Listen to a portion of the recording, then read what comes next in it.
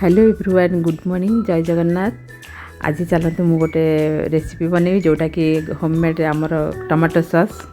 सेटा देखो मुझे टमाटो ये 3 kg पाखापाखि मुझे नहीं जाइली। आटा डायरेक्ट हांडी नक हांडी टाइम लगे बोली से डायरेक्ट प्रेसर कुकर 2टा सीटी दे देकी मत 3 टाइम लगे मत आधा आधा करके सीटी देली।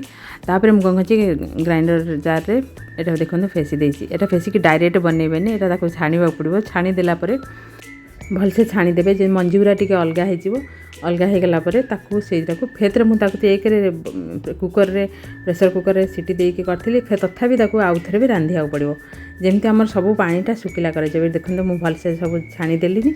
एबे चलतु मोर देखो केते सीड्स सब तादर बाहर एगुरा सब किछि यूज करिवेनी, एरा सब फोपड़ा हबो। आठी देखो मोर भलसे एटा सब हो गला।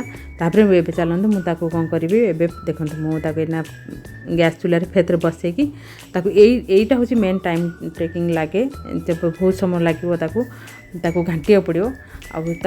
घाटी देला लास्ट आड़ को देखो मोर ए भलसे फुटी आसलानी। फुटी फुटी फुटी फुटी तार पानीटा जो मरीज एटा मु मोर शाशुंक ठारू शिखी।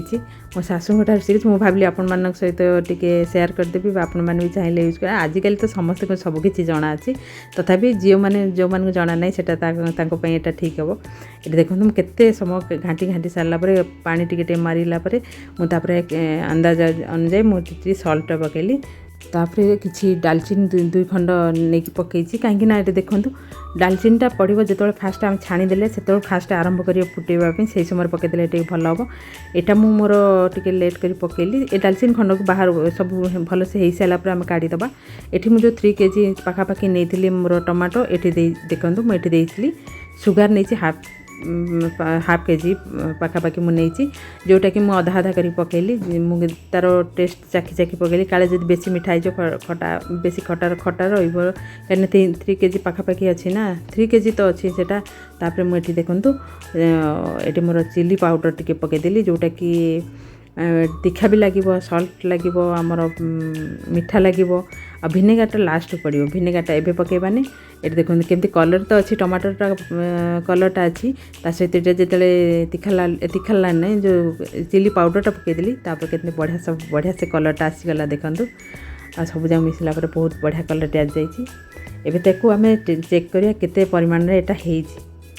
एटा देखूँ जो मुझे गोटे थाली नेली थाली रे सेटा किछि ड्रप पकईली। जो ड्रपटा को आम देखूँ चेक करिया। चेक कलापर जो ये पानीटा देखूँ जदि पूरा निगड़िकी आसो आटा है आमर कि तथापि जो मैंने सांगे सांगे यूज करेंगे तैयारी करके सांगे सांगे यूज करेंगे से ताप ये चलो। जो मैंने रखिए से यहाँ चलनी मुझे थरे 2 थर कर चेक कलापर एवं देखो मुझे आउ थे भी चेक कली से थर मोर हो नाला एथर भी मुझे थर आउ थे चेक कली। देखो एथर भी ये देखो मुझे ये देखो मुझे किसी समय निगाड़ी रखी जमी आमर कि न टेस्ट करवा। ये देखो निगाड़ी रखला ता साइड रे टिके पानी अंश अच्छी ताने हैनी आउ टिके से भलसे जमी जदि हो जाइए ना पानी जमा निगिड़ी रही। ये देखो के साइड रे पानीटा आसते आस्ते ताने जमा एटा हैनी ना जदि एबे सुधा फिर आप यूज करेंगे रखिपारे किंतु रखीदे बहुत जल्दी खराब हो जो पानीटा निगिड़ी जाऊँगी माने एटा परफेक्ट भाव हैनी।